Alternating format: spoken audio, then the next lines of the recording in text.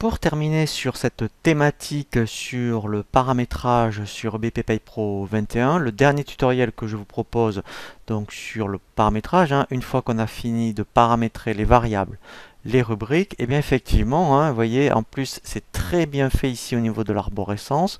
Il faut terminer par les profils, puisque c'est les profils qui vont donc conditionner le bulletin de paye. Alors, comme pour les rubriques, eh bien, au niveau des profils, vous n'en créerez jamais de toutes pièces. Je m'explique. Si, admettons, on est en train de paramétrer un profil non cadre, par exemple, on va aller chercher ici un profil de BP que l'on va dupliquer.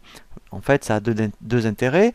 D'abord, vous aurez la trame du profil à 90% par rapport à ce que vous voulez faire, et vous aurez toujours les profils de secours de BP, parce que si, par exemple, vous modifiez celui-ci, eh bien ensuite, s'il y avait un problème, vous ne pourrez pas revenir dessus. Pourquoi? Parce qu'il aurait été modifié.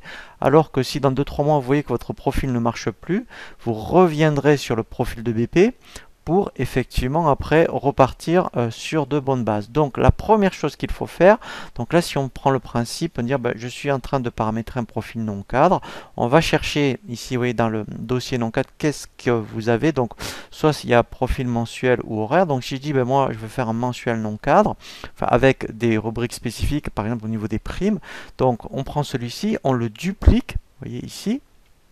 Si c'est un profil employé, par exemple, donc au lieu de mensuel 36, ici je mets employé. Voilà.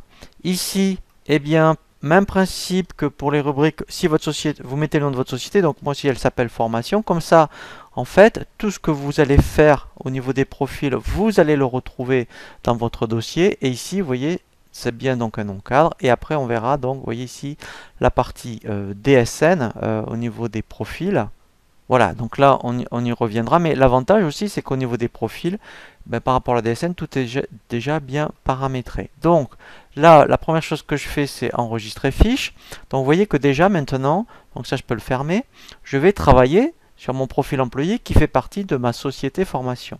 Donc là tout simplement, alors on avait donc créé une rubrique au niveau des paniers. Et bien tout simplement, donc là au niveau des profils, donc vous avez les verts pour tout ce qui est rubrique, en fonction du paramétrage, les rouges cotisations, et en bas, tout ce qui est bleu, c'est les rubriques de net. Donc, moi, en fait, si je cherche ma rubrique qu'on avait créée par rapport au panier, elle est ici, vous voyez, au niveau des vertes, et bien en fait, on fait ce qu'on appelle du glisser-déplacer. Alors, en fait, on se met donc bien au niveau des verts, et ici, tout simplement, vous voyez, je la fais glisser à l'endroit qui m'intéresse. Voilà, donc c'est aussi simple que ça. Donc si après j'avais fait des cotisations, c'est le même principe.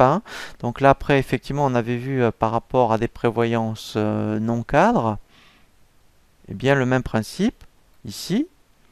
Voilà, donc si admettons, alors même principe, moi votre prévoyance ne marche pas sur la totalité, on l'enlève, on fait ici retirer, et vous avez en fait une tranche A et une tranche B, donc tout simplement, alors là il faut bien la mettre, c'est-à-dire qu'en fait il faut la mettre en dessous des retraites, voilà, et pareil pour la tranche B, voilà, et là, en fait, vous voyez, votre profil est terminé, donc on enregistre, voilà, et la dernière chose qu'il ne faut pas oublier de faire, bien sûr, c'est d'affecter à la fiche salarié, eh bien le profil donc que vous avez personnalisé par rapport à votre société.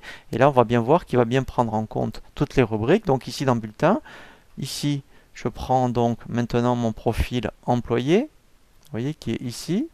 Voilà. Donc là, c'est normal, puisqu'il va prendre en compte les nouvelles rubriques. Voilà. Et là, vous voyez, par exemple, je vois bien ma prime de panier. Donc là, après, j'aurai plus qu'à saisir le nombre de paniers. Voilà. Voilà, et là vous voyez donc ça fonctionne bien. Voilà, et là pareil, après, si on regarde, voilà, vous voyez les prévoyances se sont bien calculées.